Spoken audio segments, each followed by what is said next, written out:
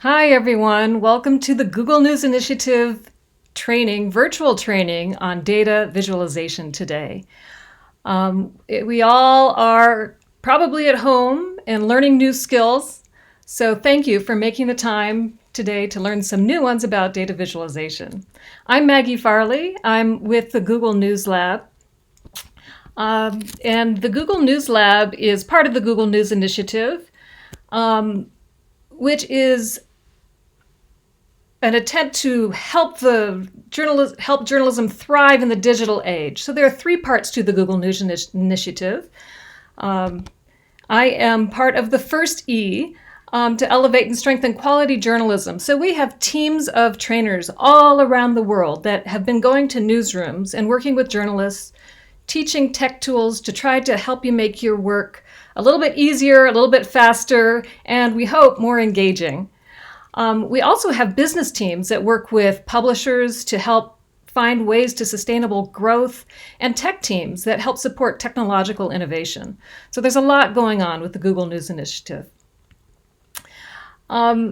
We do have a website. In addition to the live stream trainings that we're going to be doing fairly regularly, every week or every other week, we have this website, g.co/news training. So if you go ahead and open up it in your window right now, you'll have it for later. And it has all of the tools that we teach, dozens of them. And it will also have this live stream recorded after we finish. You can also see the recordings from last week, which were on Google Earth and Google Earth Studio, which is a fabulous tool. It allows you to do drone-like visualizations using satellite imagery, zooming from place to place and zooming down to street level without having to hire a helicopter or a drone. So it's a really fantastic tool. I encourage you to check that out as well. Next week, I think we'll be doing verification and checking out misinformation. So next week or the week after. So stay tuned. We've got a lot for you. So today, we're going to talk about data visualization. People talk a lot about data journalism and how it's different from journalism. And data journalism is just journalism, except using data as your source. So you can interrogate data just like you would do an interview. And so we're going to show you some different ways to find and visualize data using these tools. So here we go. So this is an example of a really nice way to use data to tell a story, data that is animated. Reuters did this to show how the world is using so many plastic bottles. And if you look at the counter on the left, you can see how many bottles are being used since you open the page. And so it combines the actual numbers with a really powerful visualization. Okay, so today we're going to talk about how to find data in different ways. And I'm going to take you to dataset search. And you can see the links here. And then we'll look at Google Trends and Flourish Studio, which is a really fabulous way to do data visualizations without even knowing how to code. You don't even have to know graphic design. So let's go to dataset search, g.co/dataset search. And unlike regular Google search, if you look here and search in this search bar, it will return only data sets. So you can get CSV files and XLS files, and it will take you to sites that publish their data sets. So for example, you're searching for coronavirus. The first thing that comes up is CDC, data sets from CDC.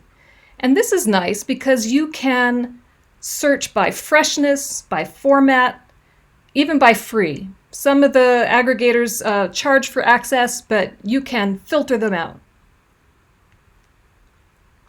And today is pretty exciting because Google just launched this. It is the Community Mobility Report. And Google has taken data, anonymous data, from cell phones all around the world and tracked how people are moving all around and whether or not they're staying home. And you can go by country, you can go by state, and you can even go by county in the United States and look at how people are moving or not moving to different places in your area. It's really fascinating. It's available right now, and we're looking into whether the actual data, this is a PDF, we're looking to whether we can give you the actual data, so stay tuned for that too. That's brand new. Google Trends is a great way to find information about what people in the world are interested in. You know, people are really honest with their computer. They tell their computer all sorts of things they wouldn't even tell their best friend or their doctor. So Google Trends is a great source of insights about what people are interested in. You can go there and see what people have been searching for in your area in the last 30 days, the last week, even the last 4 hours. You can also compare terms and get insights that way. You can compare up to 5 terms here. You can search by the web, what people have searched on YouTube, images, even Google Shopping for people who are covering retail trends. That's really interesting. You can download, embed, and share your results. And let's just take a look here at the graph. So this is toilet paper versus nightclubs. And you can see the exact moment when people become more interested in where they can buy toilet paper than where they can go out at night. It's right here, early March. Compare that with your mobility graphs. The one thing to remember about trends data is that it's not absolute numbers of searches. The searches have been they're relative. They've been normalized and indexed so you can compare the proportion of searches in Rhode Island to the proportion of searches in California. So that's something to remember. So you can use these sets of data to do all sorts of stories. And here's one that was done by the Google Trends team working with Alberto Cairo, who's kind of a data visualization guru. You might have heard of him. And this is, they looked at search interest in cancer versus the mortality rate. And it's kind of interesting because there are places, they're trying to find out if search interest correlates with the cancer rate. And so you can see in the map that there are places like Oklahoma, where the interest rate is low, but the cancer rate is high. Or there's a place in Florida where the interest rate is high, but the cancer rate is really low compared to the national average. You can see the national average there in the middle there. So that's one way to use data to tell a story. And this is kind of interesting because they embed the data in the story. And so you can see exactly what the text is referring to. So data visualization is a really nice way to enhance your story. On the trends page, you can do all sorts of things. Here's another story done by the Google News Lab. And it showed what people were searching in different seasons by their symptoms. And so in the winter, people were searching about flu versus cold. And in the spring, it becomes chickenpox versus conjunctivitis versus allergies. Which one is making your eyes itch? And right now on the Google Trends page, which is trends.google.com or g.co/trends, they have a special page devoted just to coronavirus. And so let's hop out to the live page. It shows what people are searching for all around the country, and you can narrow it down to your region. It also shows the trending questions day by day. And a lot of newsrooms use this in their morning meeting to find out what is trending, what are people interested in. Sometimes they use these as a basis for an explainer.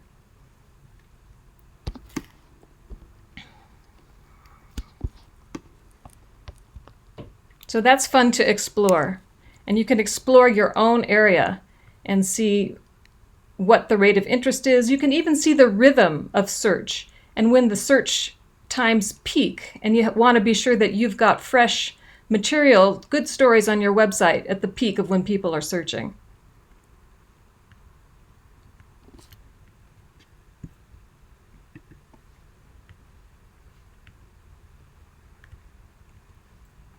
All right, now we're going to look at ways to visualize data. I'm going to introduce you to Flourish, or maybe you already know about Flourish Studio, which is a wonderful tool that was created just for journalists, and Google News Lab will provide journalists with an enterprise level account. You just need to apply on the site, and that gives you a higher level of access. And so these are wonderful templates. They're vivid, they're animated, they're colorful, they're downloadable and embeddable, which is great. You can pop them right on your social media and draw people into a story. And some of them are even interactive, which is fabulous because they're great for building trust. There's a big problem with trust in all institutions these days, but especially the media. And so we've found that people may not necessarily believe a headline when they're being told what the conclusion of the story is. But if you give them the data and let them play with it themselves, they can build their own conclusion. And people tend to believe what they create. They also like to share it and spend a lot of time on your website if that's important to you too. So this is an example from pudding.cool, which is a site that does really fun data visualizations. They're so cool that their domain name is cool. This is an example. They use data of how people are using GIFs to convey emotion, and they did it with a range of celebrities from Elmo to the Kardashians and so on. Here's another data visualization they did of the vocabulary size of rappers. All the way from the ones who use 3 words per song to more than 7,000. So that's kind of fun. It's just trying to show you that data visualization doesn't have to be pie charts and bar graphs. Here's another one that you can do with Flourish. This, we call it the line horse race. And this is a minute-by-minute visualization of the Democratic debate in Miami. Back when there were so many Democratic candidates, they had to split them into 2 nights.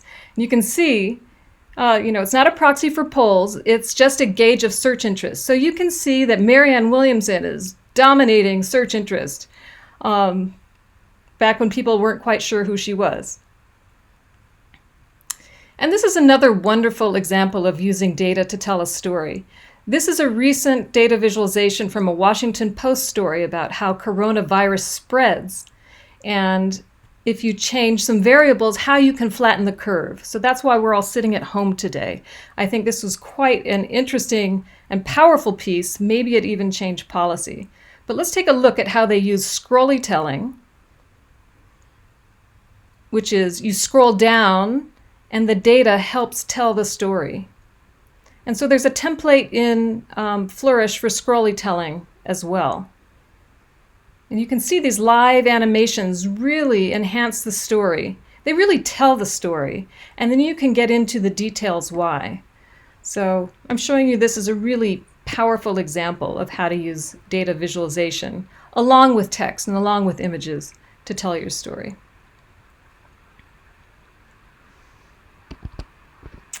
Okay.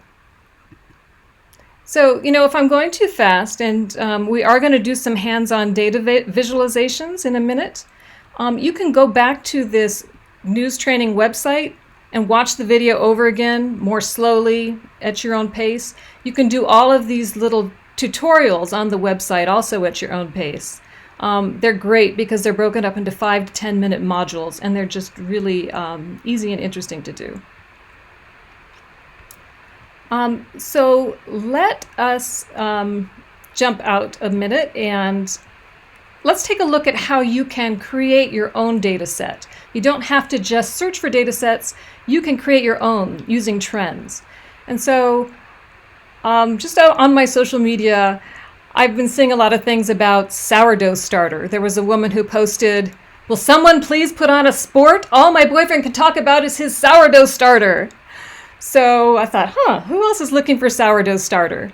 And then people are having margarita contests. And then whipped coffee has suddenly come up in my data feed, in my news feed. What's up with the whipped coffee? So I thought, let's search for what people are searching for, quarantine foods. And let's add like how to make dinner. All of a sudden people are realizing they've got to make dinner all the time. So this is fun because you can compare the trends here, see what the peaks are. Looks like how to make sourdough starters peaking right here on March 23rd. But look, how to make whipped coffee is on the ascent. And then you can break it down by region. It looks like, look, Wyoming, all in for how to make sourdough starter. But let's see, Nebraska, let's go to Texas. Texas is sort of evenly split. And North and South Dakota look like they don't want to make anything. But it's fun because you can search and sort by popularity. Okay, now the really fun thing about this is that you can share this on your social media. Sorry, I just realized you can't see any of what I'm talking about. I'm going to go back. Okay. So here we are. This is the trends. And so you can search, you can compare these different things, how to make sourdough starter, how to make a margarita, how to make whipped coffee, and how to make dinner. And so I was talking about the different states that are interested in making different things. And so here you can see Wyoming is interested in nothing but sourdough starter. And North and South Dakota don't have a lot of interest in anything. And you can sort here, who's most interested in margaritas? What about the whipped coffee? Hawaii! Hawaii is really hot on whipped coffee. Who knew? That's a good story. Okay. So this is the fun thing. You can share it on your social media. You can grab the embed code and put it on your website. Or, look, click here and you can download this data set. And it gives you a CSV file. And then you can drop that CSV file into a spreadsheet. Sometimes you have to transpose the data. This is what it looked like when it came. And we're going to put it in a Flourish template. And it's going to end up looking like this.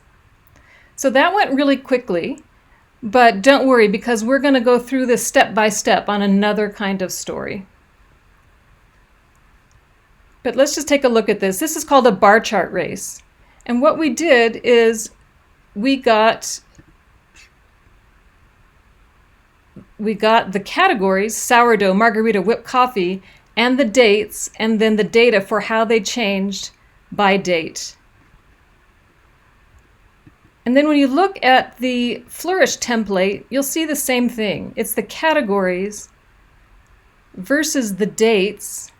And then you can even drop image files in this column right here. And there you have your sourdough bread, or your whipped coffee, or your margarita. And then it visualizes and animates the way that the search interest has grown and waned over the days. So you can see everybody wants to make dinner here at the beginning, and then here comes a margaritas, we're starting to drink. And here comes a sourdough starter. Why is that becoming popular all of a sudden? Maybe because you have to tend it every day. And then whipped coffee comes and takes the lead. So that's just a kind of fun way. You can do it with any terms, up to 5, and it's a really fun thing to play with. Okay, so sorry that I kept you blind there for a little while. Now we are going to look at a data visualization Let's say you wanted to find out what were the most popular movies for the last 10 or 15 years. Which movies made the most money? So where would you go? Let's start at dataset search. Okay, what do you think? We'll search for blockbuster movies. And that takes us to here. And let's say we don't want to pay for any data, we just want the free sources. Kaggle is a good one. Let's look at the top 10 highest grossing films. Oh, from 1975 to 2018. You go there and then go to the website. And then you can download it, and it's going to download it as a zip file.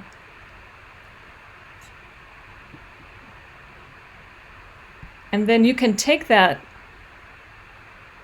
file and Blockbusters 4, CSV, and then you can upload it into a spreadsheet.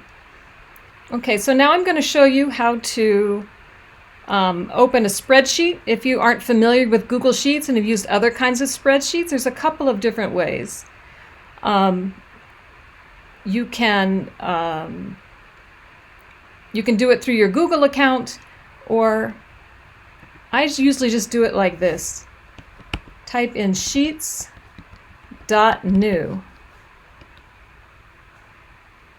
And it's going to open up another new sheet for me. And that works with all of the G Suite products. You can do docs.new and slides.new, and even Spotify has been able to use the domain and do playlist.new. So that's a kind of fun little shortcut. Okay, so here we are in our untitled spreadsheet, and we want to import our data that we just downloaded from Kaggle. So we're going to go here to the file and import the most recent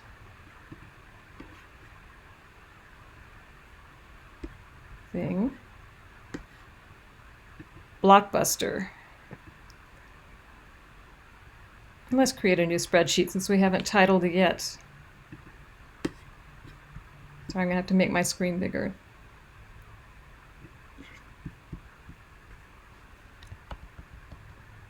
Okay, and then we're just going to push on this button, click Import Data, and it's going to take a little second. Seems like everybody's on the internet these days. Why is it so slow?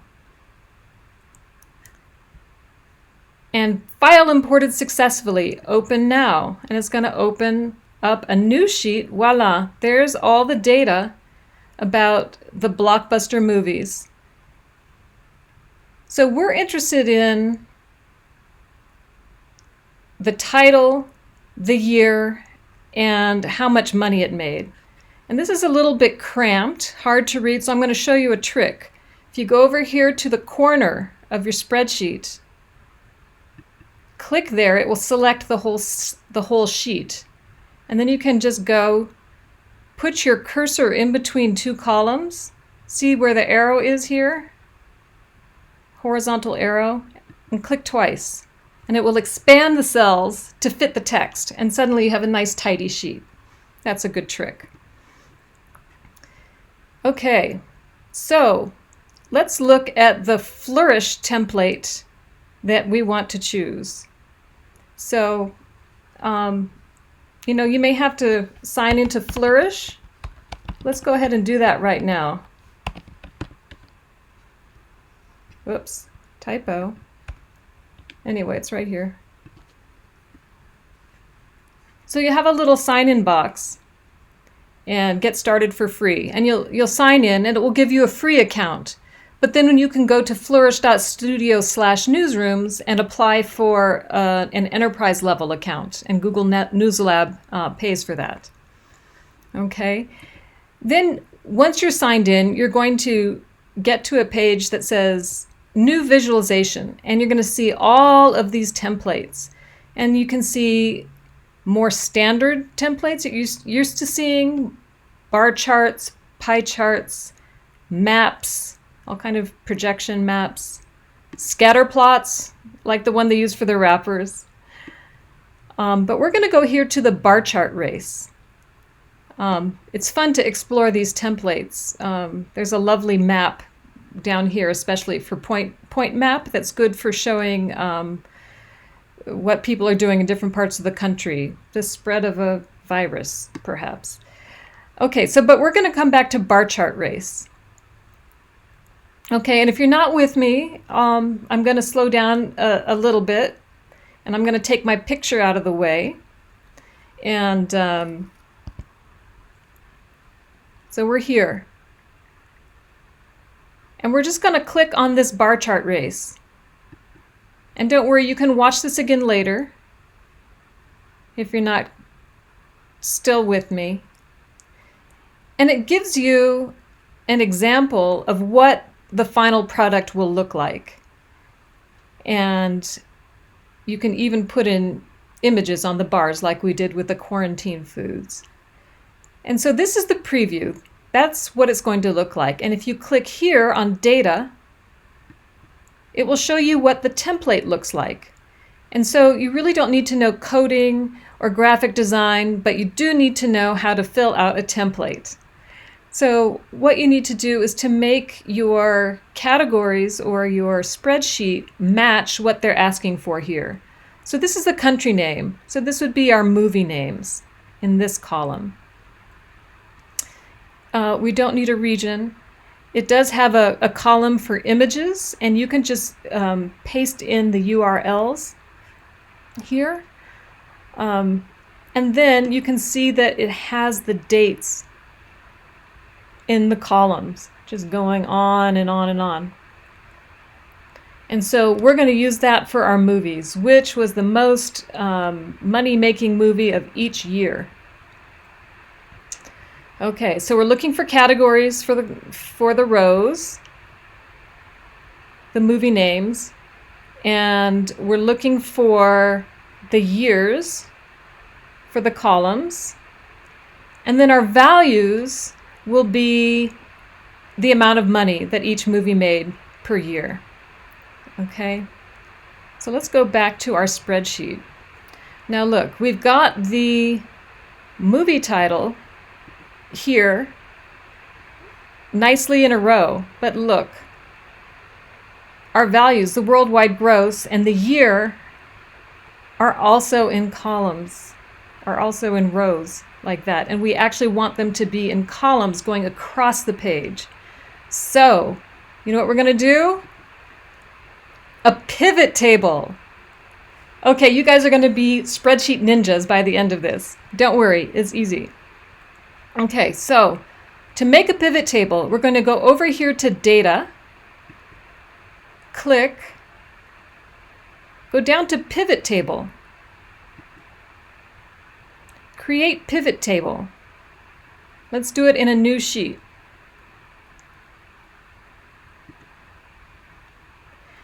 And it's going to ask you, okay, what do we want in the rows?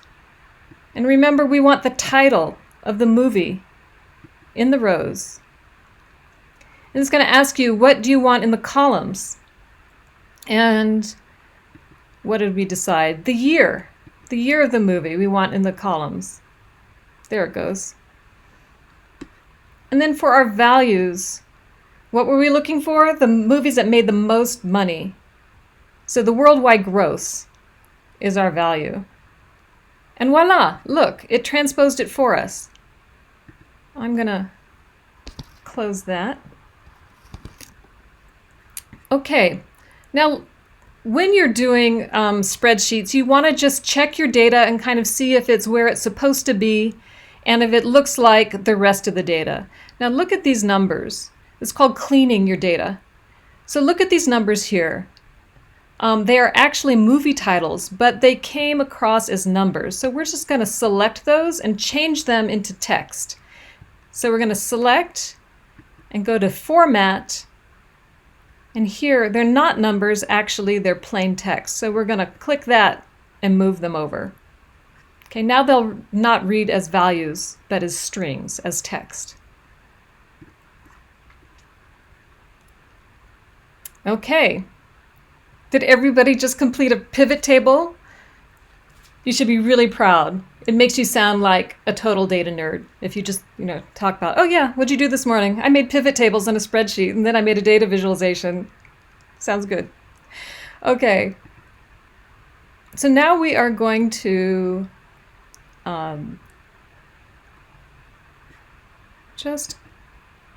let's take a look at our spreadsheet and see how far it goes.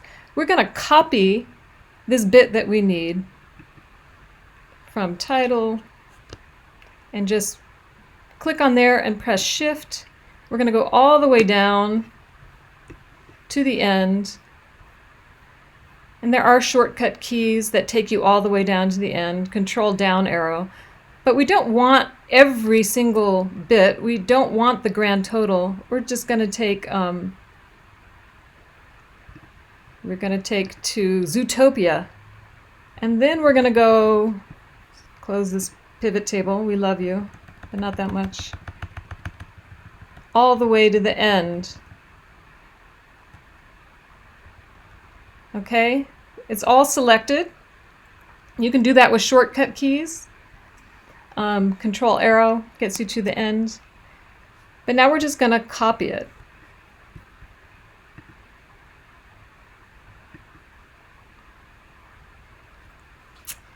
Okay. And then we're going to go, you can paste it into another sheet.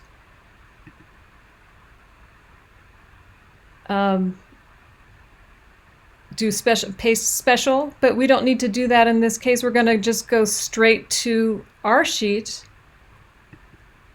and we're going to paste right over this template. We're going to overwrite it. Control paste. Okay.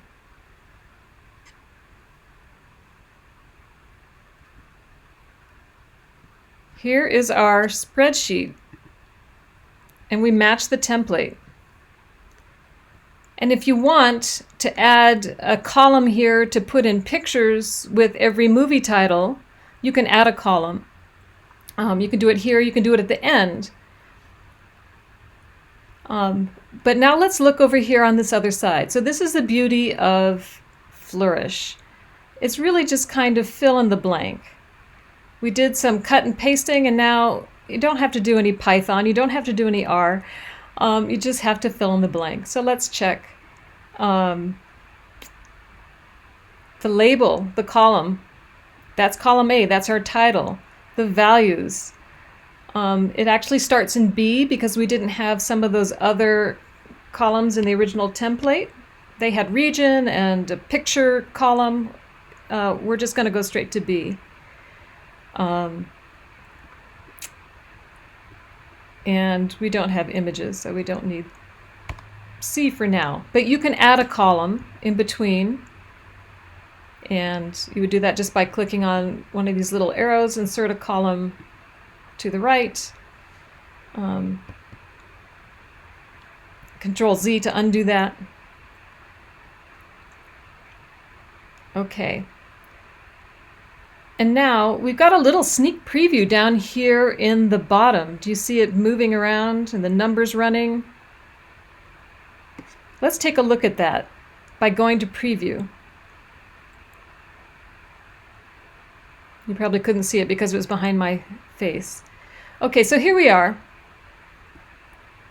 We've got the preview, we've got the titles, we've got the bars, but the titles are a bit cramped. They're a little bit hard to read. And the bars are all the same color. So let's try to differentiate that a little bit. For the bars,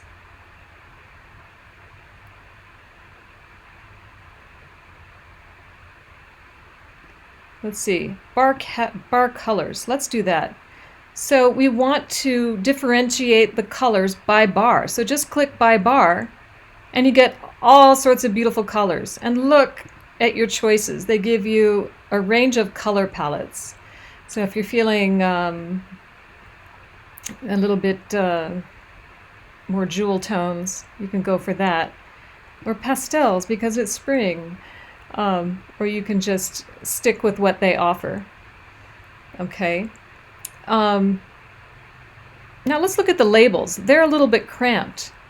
And so we're going to go over here to space, and we're going to give them more space. I think they need, some of those titles are long, so I'm going to say 20. Okay, sorry. We went here and we made the space 20. And now we are going to go to the time counter. And this is giving us a running total of the gross, how much money all of the movies have made, the gross revenue. I don't think we need that. I don't think it's good information for us. I'm just going to turn that off. Okay, and then let's go to the footer, which is this bit right here. And we actually didn't get that information from Google Trends. We got it from Kaggle. So you can write the source name in here. It should show up in the side. Oh, yep, there it is. Bink. And then we can go and take out the Trends logo right here. Disable it. Okay, voila. We've got our beautiful, colorful bar chart showing the most money-making movies. And now we can push this button if we're happy with our preview. Create the story. We can also export and publish it. And that makes it possible to, let's title it so it can be found. Republish.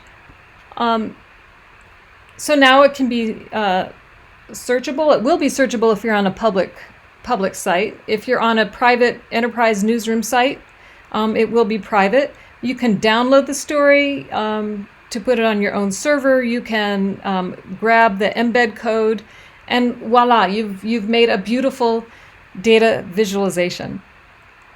Now I know that's a little bit hard to follow remotely, but I do encourage you, if you're interested in doing this particular one, just to learn the skills and exploring Flourish a little bit more, to go to the news training website, look at the video, explore Flourish, and just have fun with it.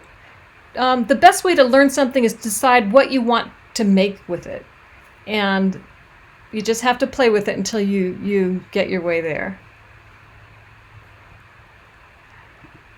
Okay, so here's the website again, g.co/news training. And so we'd like to continue working with you. We'll do more YouTube live streams, but we'll also come, well, I guess we're not coming to newsrooms anymore, but we will come to you via the magic of Hangout. And we can do one-on-ones or one to a group and explore some of these tools more in depth if you'd really like to work it through hands-on or work through a project. Just email us here at newslabsupport@google.com. You can email me at mfarley@google.com. And let's just